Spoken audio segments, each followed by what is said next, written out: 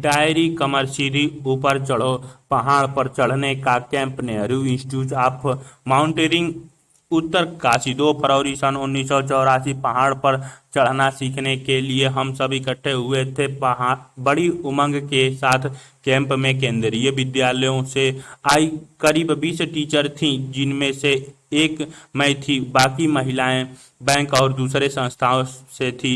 आज कैंप का दूसरा दिन था। सुबह जैसे ही बिस्तर से नीचे पैर रखे तो दर्द से मेरी चीख निकल गई। एक ही दिन में पहाड़ी सकरे उबड़ खाबड़ रास्तों पर 26 किलोमीटर चलना, वो भी कमर पर सामान से भरा पिट्ठू बैग लेकर। बाप रे, कल का वह दिन। मैं आंखों में आंसू लिए धीरे धीरे चलकर एडवेंचर कोर्स के डायरेक्टर ब्रिगेडियर ज्ञान सिंह के कमरे में जा पहुंची। मैंने मन ही मन सोच रही थी कि मुझे उनसे क्या कहना है जिससे ट्रैकिंग पर न जाना पड़े। तभी पीछे से उनकी भारी सी आवाज सुनाई पड़ी, मैडम, नाश्ते के समय आप यहाँ क्या कर रही हैं? हरी अप, वरना भूखे सी ट्रैकिंग पर जाना होगा। सर सर सर, मेरे आगे आगे के शब्द मेरे मुंह में ही रह गए। पैरों में छाले पड़े हैं, चल नहीं सकती। यही कहना चाहती थी न आप? जी सर, यह कोई नई बात नहीं है। जल्दी तैयार हो जाओ। मैं मुंह लटकाए चल दी तैयार होने के लिए। अभी मुड़ी ही थी कि फिर उनकी आवाज सुनाई दी, सुनिए मैडम, आप ग्रुप नंबर 7 की लीडर रहेंगी। किसी भी सदस्य को पहाड़ पर चढ़ने में परेशानी होने पर आपको उनकी मदद करनी होगी। पहाड़ों पर लीडर की क्या क्या जिम्मेदारियां होती हैं, यह सबको बताया जा चुका है। बताओ, क्या तुमने कभी पहाड़ देखे हैं? पहाड़ों पर चढ़े हैं? कब और कहाँ? तुम एक ही बारे में पैदल कितनी दूरी तय चले हो? कितना चल सकते हो? कल्पना करो, पहाड़ों पर चढ़ने के रास्ते कैसे कैसे होते होंगे, चित्र बनाओ। एक बड़ी जिम्मेदारी। ग्रुप लीडर को जो बातें बताई गई थी, बाकी लोगों का सामान उठाने में मदद करना, पूरे ग्रुप के आगे बढ़ जाने पर ही आगे बढ़ना, जो चल न पाए उसे हाथ पकड़कर चढ़ाना, रुकने के लिए जगह ढूंढना, साथी के बीमार पड़ने पर उसका ध्यान रखना, सबके खाने पीने का इंतजाम देखना, और सबसे बड़ी बात तो यह कि ग्रुप के किसी भी सदस्य से गलती हो जाने पर हंसते हुए सजा भुगताने को तैयार रहना। मैं समझ गई कि यहाँ यहाँ का अनुशासन अपने आप में अलग ही है। मैं समझ नहीं पा रही थी कि यह सजा है या मजा। ग्रुप नंबर 7 में असम, मणिपुर, मिजोरम, मेघालय और नागालैंड राज्यों की लड़कियों में मैं अकेली ही केंद्रीय विद्यालय की टीचर थी। इन सभी से मिलना मुझे अच्छा लगा। किसी भी लड़की को ठीक से हिंदी बोलनी नहीं आती थी। मुझे आज भी दुख है कि मैं मिजोरम की खानोदो खानोदोबनीबी से एक बार भी बात नहीं कर पाई। उसे केवल मिजो भाषा ही आती थी, लेकिन फिर भी हमारे दिल एक दूसरे से जुड़े रहे। बताओ, ग्रुप लीडर की जिम्मेदारियों के बारे में तुम क्या सोचते हो? अगर तुम्हें ऐसे कैंप में लीडर चुना जाए तो तुम्हें कैसा लगेगा? तुम्हारी कक्षा में मॉनिटर की क्या क्या जिम्मेदारियां होती हैं? क्या तुम मॉनिटर बनना पसंद करोगे? क्यों? 5 फरवरी सन 1984। जब नदी पार की, रोज की तरह सभी को नाश्ते में सुबह विटामिन सी और आयरन की गोलियों के साथ गरम गरम चॉकलेट वाला दूध मिला। ठंडे से बचाव और ज्यादा शक्ति के लिए सुबह सभी को का मेडिकल चेकअप होता। पट्टियां बांधते और दर्द की मरहम मलते हुए हम रोज एक एक दिन गिनते। करीब 8 किलोमीटर की ट्रैकिंग चढ़ने के बाद हम दिन के पास थे। नदी के एक किनारे से दूसरे किनारे तक एक मोटा मजबूत रस्सा बंधा था। इसे दोनों किनारे पर बड़े बड़े पीट आन खूंटों से मजबूती से बांधा था। मन में अजीब सी बेचैनी थी। पता नहीं क्यों मुझे बार बार लग रहा था कि कहीं रस्सा खुल गया तो ये हुक उखड़ उखड़ गए तो मैं मन ही मन नदी की चौड़ाई आंक रही थी। हमारे प्रशिक्षक ने कमर पर रस्सी बांधी, उसमें स्लिंग एक तरह का हुक डाला और उस स्लिंग को नदी पर बांधे मोटे रस्से में डाला। बर्फीले पानी में छप छप छप करते हुए, ये चित्र में हुक बंधी हुई दिखाई गई है, करते हुए वे नदी के पार पार थे। उसे तेज बहाव वाले पानी में उतरने का कोई तैयार नहीं था। सभी एक दूसरे को पहले जाने को कह रहे थे। मैं भी लाइन में सबसे पीछे, सबकी नजर से बचते हुए जो खड़ी हुई। तभी प्रशिक्षक हुक और रस्सी लेकर मेरे पास आ खड़े हुए।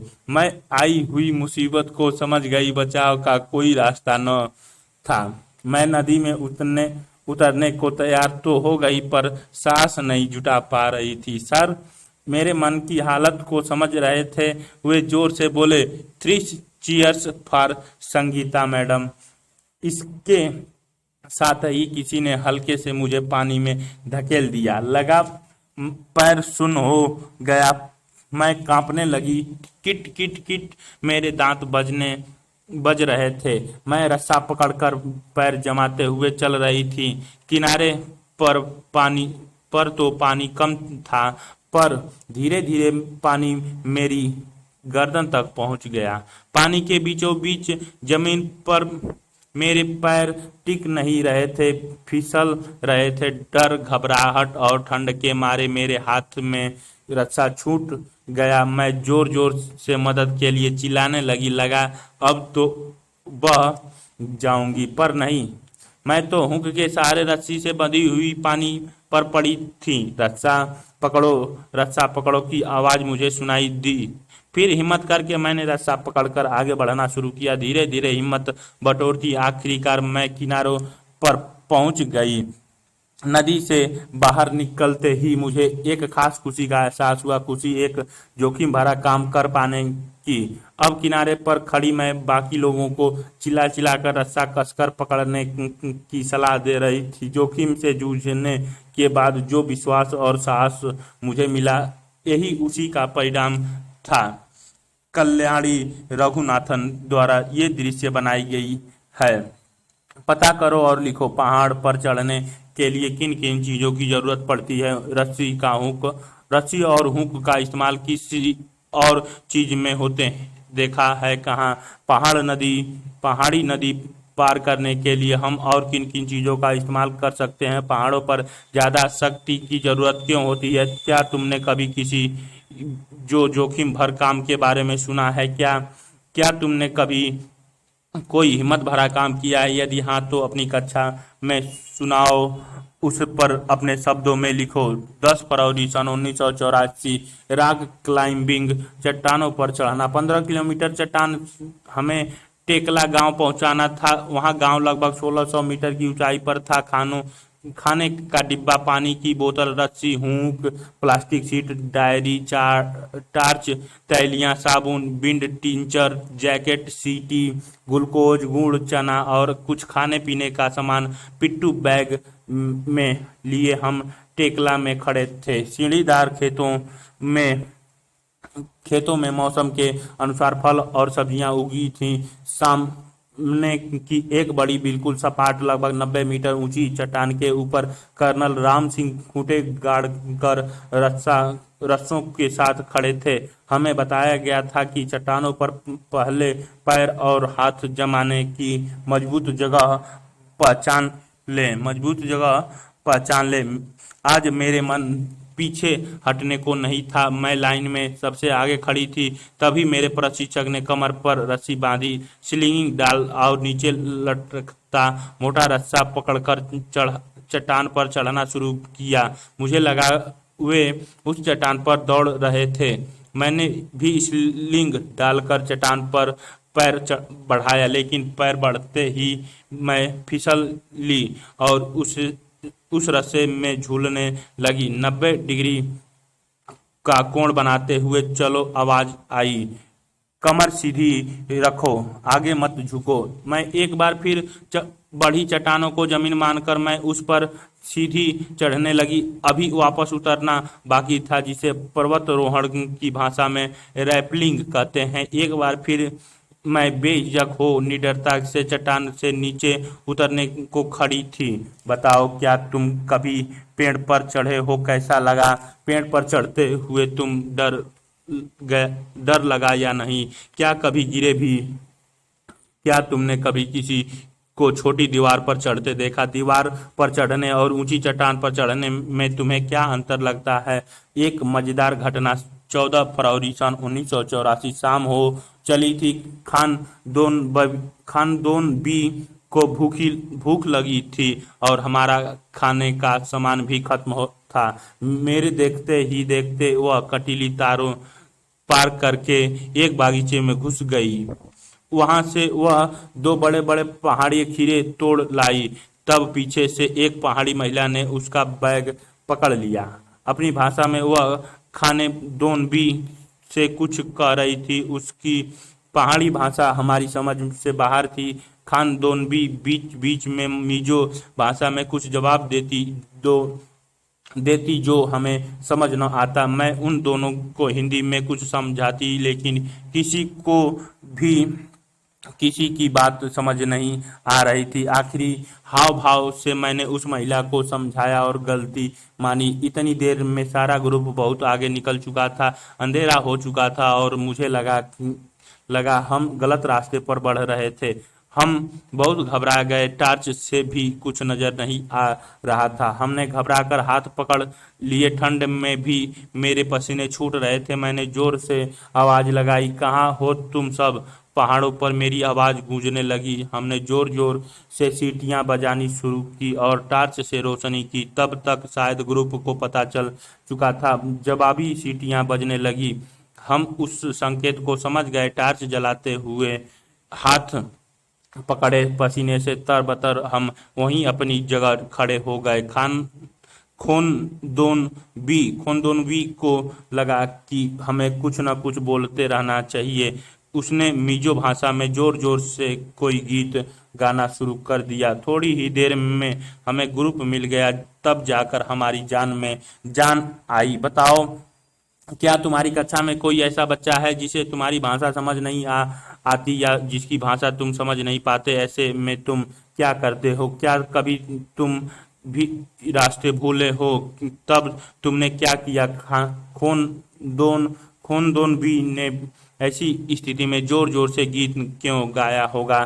क्या डर से उभरने के लिए तुमने किसी और को कुछ खास करते हुए देखा है क्या? और कब करके देखो। बिना बात किए अपने दोस्त से किताब या कुछ चीजें मांगो। इसी तरह कक्षा में बिना बोले अपनी बात समझाने की कोशिश करें। एक खास मुलाकात। 15 फरवरी 1984 रात को खाने के बाद हमें एक खास मेहमान से मिलवाया गया। वे श्री बछेंद्री पाल। उन्हें माउंट एवरेस्ट पर चढ़ाई के लिए चुना गया था। वे ब्रिगेडियर ज्ञान सिंह से आशीर्वाद लेने आई थी।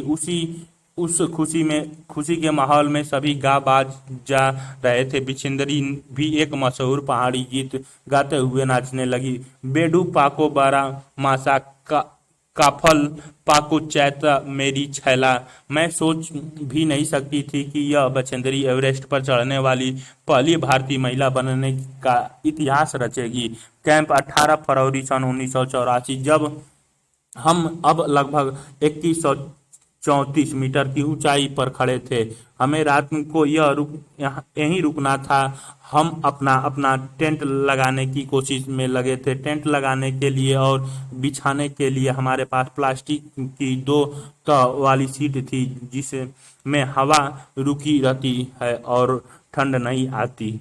अपनी घूंट गाड़े और टेंट बांधने शुरू किए, पर यह क्या एक तरफ से बांधते हुए दूसरी तरफ से उड़ जाता। बड़ी मुश्किल से टेंट लगे। फिर हमने टेंट के चारों तरफ नाली खोदी। अब हम सभी भूख से बेहाल थे। हमने पत्थरों से चूल्हा बनाया, लकड़ियां इकट्ठा करके चूल्हा जलाया और खाना पकाया। खाना खाकर छिलके और कूड़ा एक पैकेट में इकट्ठा किया और जगह साफ की। सोने के लिए हम स्लीपिंग बैग में घुस गए। हमारे स्लीपिंग बैग की तह में पंख भरे हुए थे जिनसे गर्मी रहती है। मैं सोच रही थी कि क्या इसमें मैं सो पाऊंगी, लेकिन हम इतने थके हुए थे कि स्लीपिंग बैग में घुसते ही नींद आ गई। सुबह जागे। शिक्षक संकेत। बच्चों को प्रोत्साहित किया जा सकता है कि वे कक्षा के अन्य बच्चों के घरों पर बोली जाने वाली भाषाओं को जानें और सीखें। इससे अन्य भाषाओं के लिए उनका सम्मान बढ़ेगा। तो बर्फ गिर रही थी, सफेद सफेद रुई के कतारों की तरह भी बर्फ। वाह, देखते ही मजा आ गया। पेड़ पौधे, घास, पहाड़ सभी कुछ सफेद दिख रहे थे। आज हमें बर्फ पर और ऊपर लगभग 2700 मीटर की ऊंचाई पर चढ़ना था। ऊपर चढ़ने के लिए हमें झाड़ियां दी गई। हम छड़ियों के सहारे पैर जमाकर बढ़ते रहे थे। बार बार पैर फिसल रहे थे। दोपहर होते होते हम बर्फ से ढके पहाड़ों पर थे। वहां हमने स्नोमैन बनाया और बर्फ के गोलों गोलों से भी खेले। कैंप का आखिरी दिन 21 फरवरी सन 1984। कैंप फायर, आग जलाने की तैयारियां चल रही थी। सभी ग्रुप अपना अपना प्रोग्राम तैयार कर के आए थे। खाने के बाद आग के चारों तरफ नाच गा, चुटकुले, हंसी मजाक में कब रात के 12 बज गए पता ही नहीं चला। तभी ब्रिगेडियर ज्ञान सिंह उठे और उन्होंने मुझे बुलाया। मैंने सोचा कि आज आखिरी दिन भी कोई गड़बड़ हो गई है, पर उन्होंने जब बेस्ट परफॉर्मेंस अवार्ड के लिए मेरे नाम की घोषणा की तो मैं अवाक उन्हीं देखते रह गई। ब्रिगेडियर साहब का आशीर्वाद भरा हाथ मेरे सिर पर था और मेरी से आंखों से खुशी के आंसू टपक रहे थे। चर्चा करें, पहाड़ पर टेंट के चारों तरफ नली क्यों खोदी गई होगी, पर्वतारोहण की तरह, और कौन कौन से काम है जिन्हें एडवेंचर कहा जाता है, क्यों। शिक्षक संकेत। डायरी के ये पन्ने संगीता अरोड़ा के खुद के अपने अनुभव हैं। वे केंद्रीय विद्यालय शालीमार बाग दिल्ली में पढ़ाती हैं और इस पुस्तक की निर्माण समिति की सदस्य हैं। कल्याणी रघुनाथन द्वारा ये चित्र दिखाई गई है। कल्पना करें और लिखें।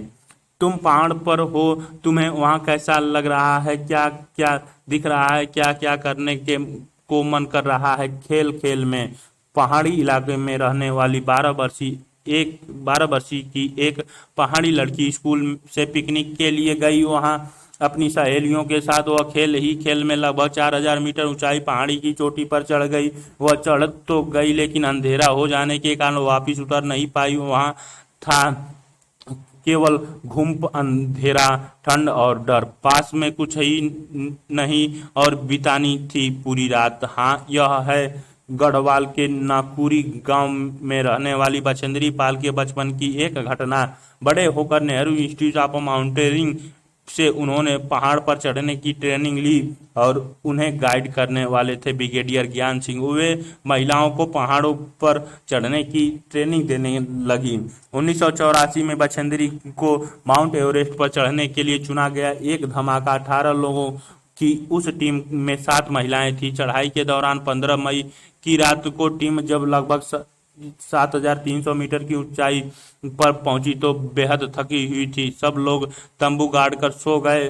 करीब 12:30 बजे रात को धड़ धड़ धड़ की आवाज के साथ हुए एक जोरदार धमाका, जिससे पहले कि वे उठ पाते टेंट उड़ गए और कोई भारी चीज उनसे जोर से टकराई। बछेंद्री तो मानो बर्फ की चादर में ही लिपट गई। पूरी टीम के लोगों को बहुत चोट आई। टीम के लोगों ने कुल्हाड़ी से गोद गोद कर उन पर से बर्फ हटाए और उन्हें बाहर निकाला। उनका सिर जख्मी था। यह एक भयंकर बर्फ का तूफान था। टीम के और लोग नीचे बसे कैंप में लौट गए, लेकिन बछेंद्री जैसे तैसे फिर ऊपर की तरफ बढ़ी। बछेंद्री ने 23 मई 1984 को दिन में 1:07 पर 8900 मीटर ऊंची चोटी माउंट एवरेस्ट नेपाली नाम सागर माथा पर कदम रखा। उनके साथ उनकी टीम का एक साथी भी था। चोटी पर 2 लोगों के खड़े होने की जगह नहीं ही जगह ही नहीं थी। पैर फिसलते ही हजारों फुट नीचे ही गिरकर रुकते। उन्होंने बर्फ खोदकर अपनी कुल्हाड़ी को हुक की तरह गाड़ा और रस्सी से अपने आप को उस हुक से बांधा।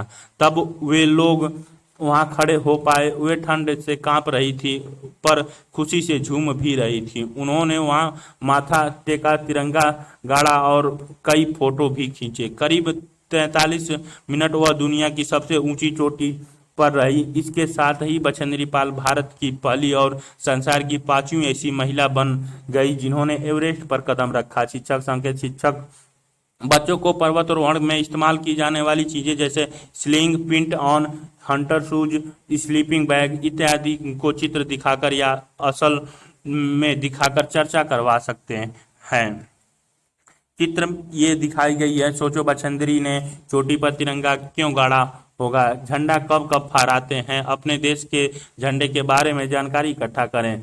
अब 6 या 8 के बच्चों के समूह में बंट जाओ। अपने अपने समूह के लिए झंडे का डिजाइन बनाओ। झंडे का यह डिजाइन तुमने क्यों चुना? क्या तुमने किसी और देश का झंडा देखा है? कहाँ? हम क्या समझे? लोग एडवेंचर के लिए क्यों जाते हैं? कोई 2 उदाहरण देख लेकर समझाओ कि पहाड़ पर चढ़ने एक चुनौती भरा एडवेंचर क्यों हो सकता है। तुम पहाड़ पर चढ़ने जाते तो क्या तैयारी करते? हमने अपने साथ क्या क्या ले जाते? अपने शब्दों में लिखो।